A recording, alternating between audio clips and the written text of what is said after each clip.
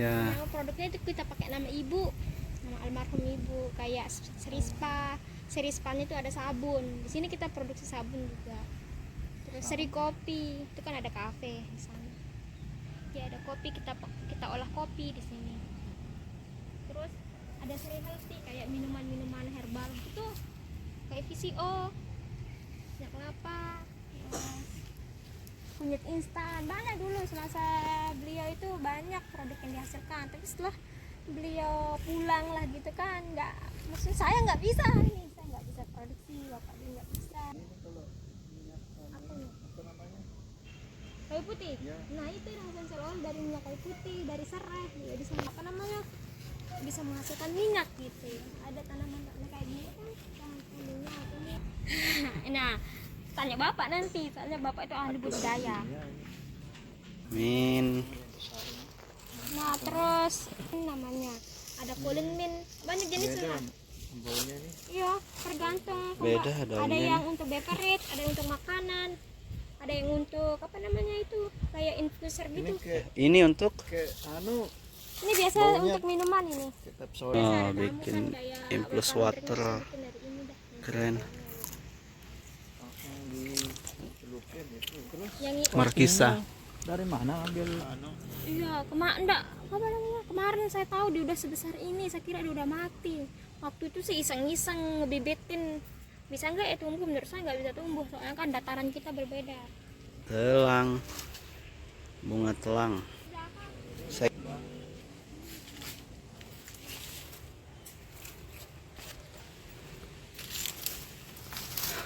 kelor, Bu, mai ini tekakan. nah kalau ini Kulur ini madu ada trigona. logonya. Ya, betul-betul. Ada penjelasannya. Apalah namanya. Waduh, kalau kita pusing kita ini. Mungkin nama latinnya kan? Iya sih. Kami noh parfuman. Tempatnya naruh busurnya. Oh, panahan. Kamu dipanas di sini.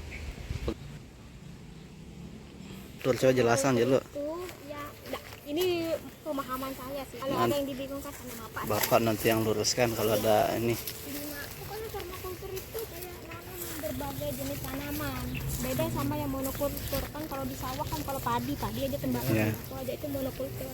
Tapi ini kan ada apa namanya? Kandang juga ini.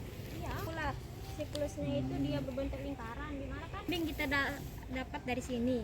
Ya. Kan di sini terus kita kasih kambing, nanti kan apa namanya? Nah, ini kambing jenis ini tuh kambing produk susu. Etawa berarti. Nah. Iya, sanen. Oh, Jenisnya sanen, tapi sanen. dia produksi susu. Kalau dia sedang produksi itu bisa dia nyampe itu 1,2 liter. Dua kambing. Dalam sehari. Iya, dan kita nggak pakai pestisida ataupun apa. Nah, Itu jadi pupuknya, terus dikasih ke tanaman. Nah, kayak di sana kan ada pokcoy saya tanam, ada sawi, di depan juga ada sayuran.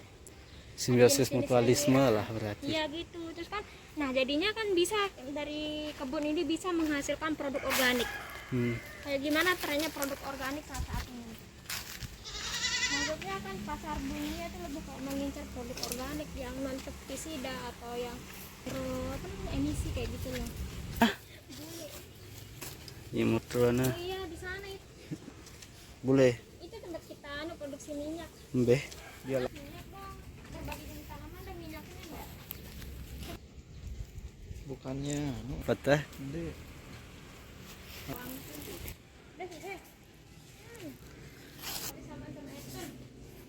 Dari Sembawang. Itu kan bulan Maret. Oh, Maret.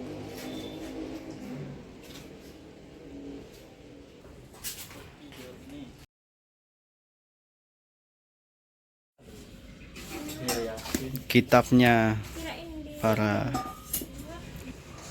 Hype setting I found four types coffee. Dera, Arabica, Robusta, Liberica and Excelsa.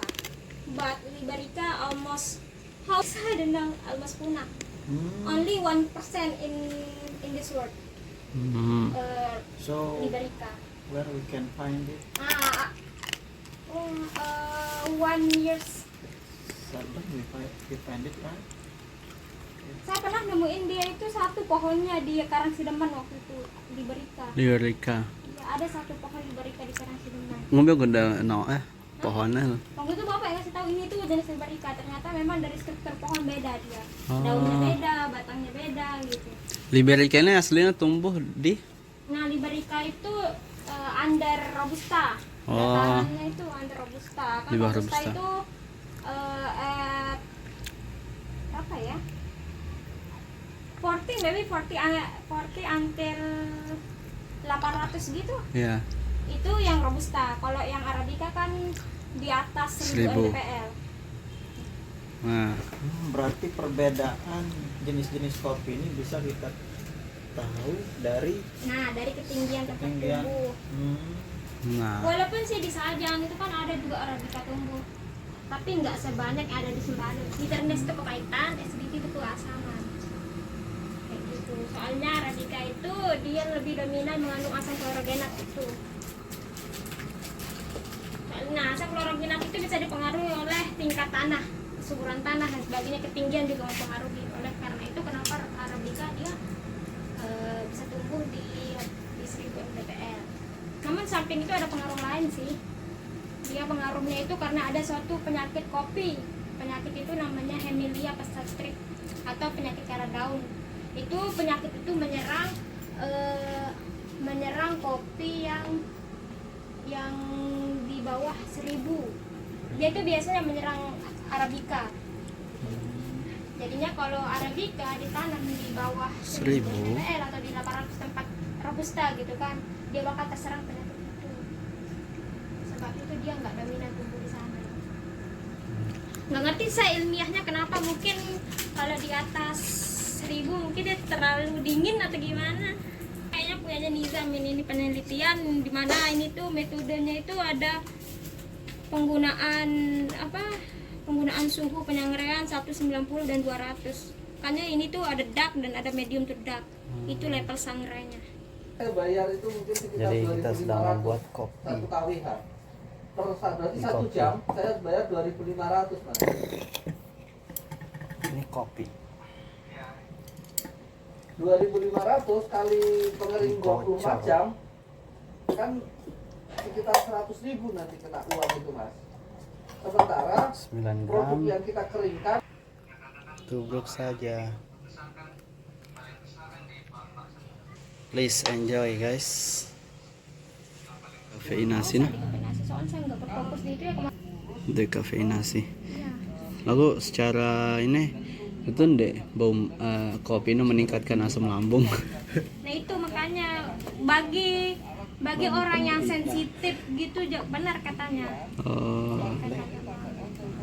Tapi kan ada ininya juga, ada kadar, maksudnya itu kan ada sajian per gelasnya yang dianjurkan itu berapa. Bagi orang normal 3 gelas per hari kayak gitu. oh, Kayak gitu bisa. Itu orang normal. Jangan harus sering-sering. Soalnya kan ini juga kafeinnya tinggi kopi itu.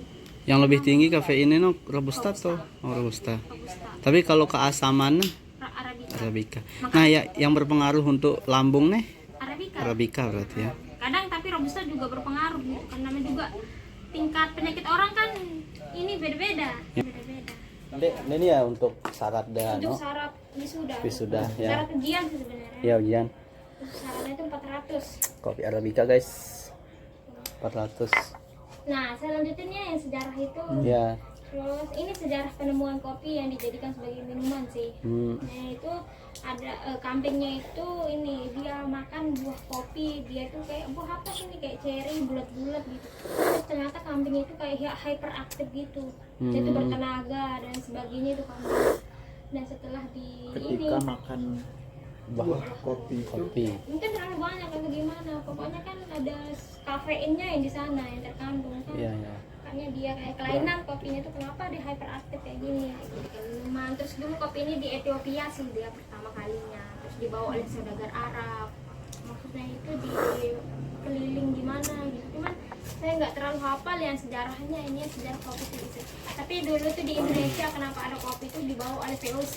Ya, ya, Nah ya. dulu tuh dia bersifatnya coba-coba. Kopi ditanam dan hasilnya menguntungkan, maka dia itu memproduksi skala besar-besaran gitu. Awalnya tuh Arabica yang ditanam, tapi karena dia nggak tahu keadaan tanah yang sesuai gitu, dia gagal terus Arabica. Ada digantilah, dicoba dengan Robusta. Itu sifatnya coba-coba nih yang Robusta ini. Tapi ternyata hasilnya memuaskan dan melebihi ekspektasinya mereka gitu. Makanya lah diproduksi secara besar-besaran. Makanya kopi Arabica itu mendominasi di produsen dunia gitu loh. Dia itu 87% Robusta. Namun pemasaran yang paling tinggi itu Arabica, 2 kali lipat dari Robusta. Oh, ya. Di sini juga saya jual kopi itu yang Robusta itu 200 per kilonya. Bubuknya 200 per kilo. Kalau Arabica ini Arabica 400. hmm, Dan banyak yang kejar-kejar Arabica, namun saya nggak punya stok. Cuma ada di kafe aja dan itu saya tidak jual. Di Geopark beberapa kali datanya, nggak ada Arabica gini-gini. Walaupun ada cuma saya punya sebagian di sana. Itu kan ada di sana kayak museum saya, museum kopi di sana. Yang masih mulanya di sini banyak yang masih kulitnya ya, baru gitu. saya lihat waktu masih ada nih atap bangunan Ya atapnya masih, tapi ini kemarin dirobohkan dan itu aja saya pakai. Kayak yang tadi saya olah sendiri ini Arabica wine. Ada yang fermentasi jeruk, ada yang fermentasi nangka dan sebagainya. Ini saya olah sendiri. Itu juga sama Robusta. Kadang tapi Robusta itu yang nggak dilakukan fermentasi.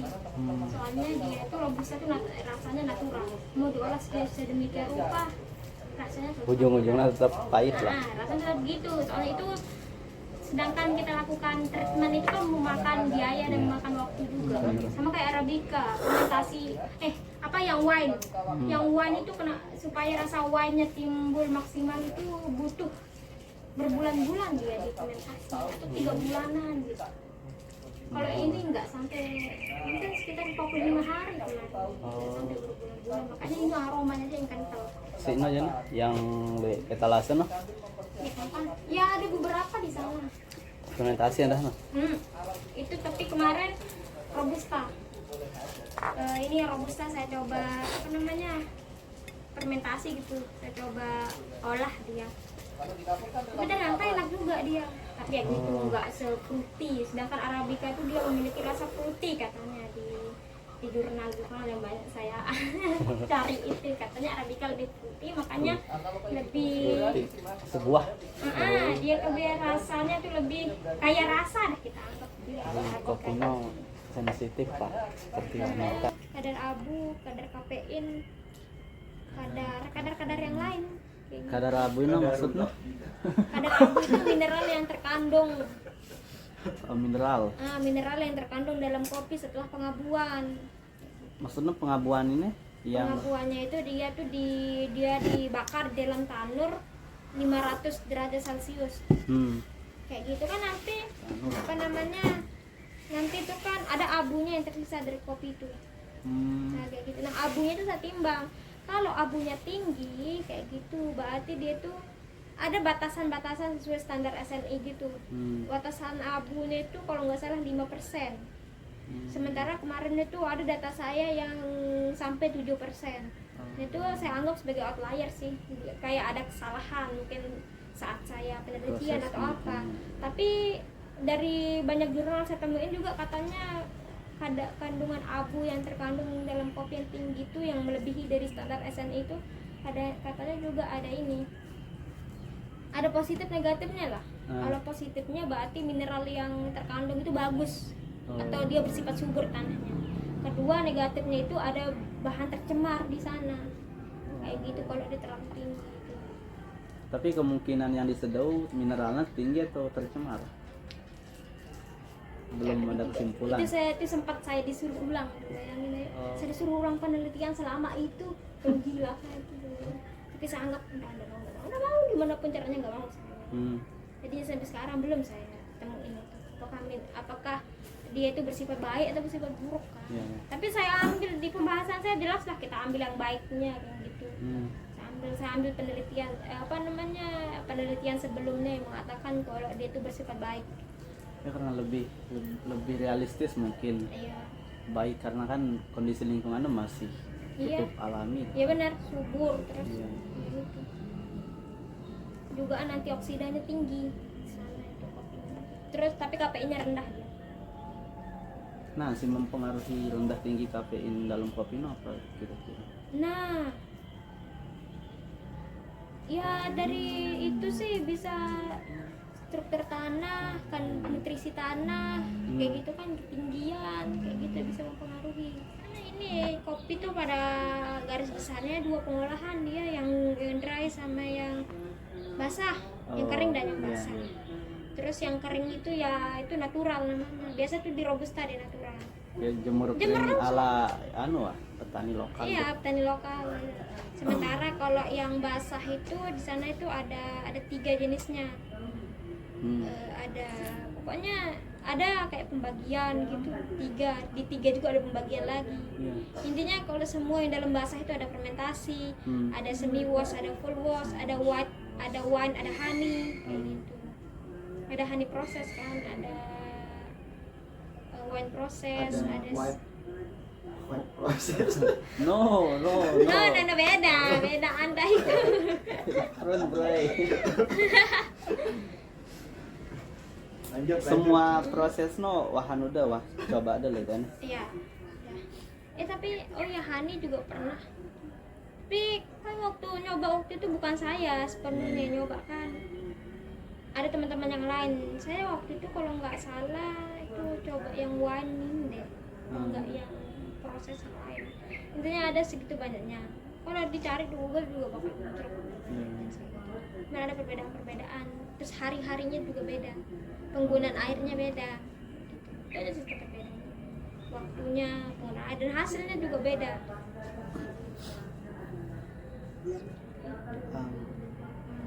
Mun penelitian ini soal apa nih? Penyangrean. Nah, penyangrean ini kesimpulan deh ngombe. Kesimpulannya kan hipotesis saya itu mengatakan kalau penggunaan suhu 190 derajat Celcius itu menghasilkan karakteristik yang terbaik, dan itu menjawab dari penelitian saya, menjawab hipotesis itu. Memang penggunaan penyangrean suhu 190 derajat Celcius itu perlakuan terbaiknya kayak gitu, dimana dia menghasilkan kadar antioksidan paling bagus dibandingkan yang 200. Kan saya pakai 2 perlakuan, yang suhu 190 dan 200 kayak gitu. Yang kadar antioksidan tertinggi itu ada di suhu 190 dibandingkan 200. Soalnya 200 itu udah masuk dark, ini lebih gelap kopinya. Dia tuh juga kalau udah gelap itu kan kayak ada rasa arang gitu, ada rasa gosong gitu. Sementara kalau yang medium tuh dark itu kan masih ada rasa. Dan orang lokal juga suka. Oh, kira-kira nih itu kan kopi lokal kan yang banyak Ya. sangat Kopi rumah lah gitu ya. karbonnya itu tuh tinggi deh, karbonnya Iya, sampai benar. hitam di sangrai. Iya benar. Kan saya rencananya mau penelitian tentang itu kan, perbandingan kopi dengan pengolahan masyarakat sama pengolahan sesuai SOP gitu kan. Kopi shop lah. Nah, benar, yang pengolahan masyarakat itu kan kadang ditambah apa namanya? Beras gitu kan. Ya. Kadang ditambah kelapa atau enggak rempah-rempah yang lain. Terus sementara yang paling menonjol sihnya ini kenapa dia mengandung karsinogenik itu kan bersifat bersifat berbahaya gitu Ya, kan. betul. Ada nanti bisa menimbulkan kanker dari sana. Soalnya saya lihat dari ibu saya nih yang bikin kopi. Dia bikin kopi tuh apinya itu masya Allah deh, besar banget. Terus warnanya kalau belum gosong, belum dianggap matang kan. Dan padahal terus yang dipakai itu kan kadang yang dari tanah atau yang dari besi kan. Ya, kitenya. Nah ya itu ya sebenarnya yang dia campur sama kopi itu kan diaduk terus menerus. Sementara itu tergesek dia. Iya, ya. Yang di kete itu kan. Sementara yang kandungan kete itu tanah itu apa? Nah itu sebenarnya yang agak gosong dari sana, tapi kan dia nyampur sama kopi terus di ini entahlah gimana. Terus itu salah satunya. Yang keduanya juga dari penggunaan api yang tidak terkontrol sehingga warnanya gelap. Terus yang ketiga mungkin suhunya bisa mencapai kapan mungkin itu. Nah yang penting kalau udah hitam matang. Kalau belum hitam belum matang gitu kan. menggunakan perasaan. Iya. Sementara kalau kita goreng pakai mesin atau sesuai standar gitu kan, ada tingkat-tingkatannya gitu kan. Kalau dia yang kita dengar matang itu adalah cracknya, Ya, crack ya. ada suara crack gitu kan, Itu itu udah standar matang. tuh kalau di roasting di mesin. Tergantung mesin sih. Yang kita pakai kan tipe William Edition namanya mesinnya. Di William Edition itu yang medium itu udah crack dia. Yang itu sekitaran suhu 175 atau 180 udah crack pertama dia itu. Terus nanti crack keduanya tinggal kematangan aja. Kita sesuaiin apa warna yang kita mau. Kenapa, Pak? Itu tadi kan. Vietnam strip, gulanya tuh, bro. Bapak tubruk bilangnya. Tubruk, Pak, iya. Vietnam drip awalnya. Oh, Vietnam. Ya benar kan? Nggak benar sih, Iya, kan? Vietnam drip. Kita punya market yang ibarat orang luar negeri itu dumping lah. Dumping itu harga murah, yang penting nutup operasional. Yang minuman itu untuk menengah ke atas, karena ekstrak itu bisa satu botol kita jual 15.000. Satu batang yang harganya cuma 1.000 atau modal 5.000, kita edit value menjadi 15.000. Satu batang itu berarti jadi satu botol ya, Pak. Nanti kita jus segala macam lah, kan? Itu cara-cara kita memandang barang nih. Nah, persoalannya kan target pasar kita siapa, di sana ada apa enggak, harus sampai lah. Jadinya kayak gitu. Cara sederhana kita bikin bagaimana membuat peluang peluang kerja. Karena kalau kita bisa membuka peluang kerja, tetangga kita bisa kerja. Nah, itu berkah kan? Nggak banyak, tapi bisa untuk menghidupi satu keluarga, dua keluarga. Insya Allah itu yang disebut, menurut saya disebut berkah. Karena kita berbagi. Ya. Nah, kalau kita semua berbuat kayak gitu, Indonesia maju gitu loh. Gimana, Mas? Gimana, Pak?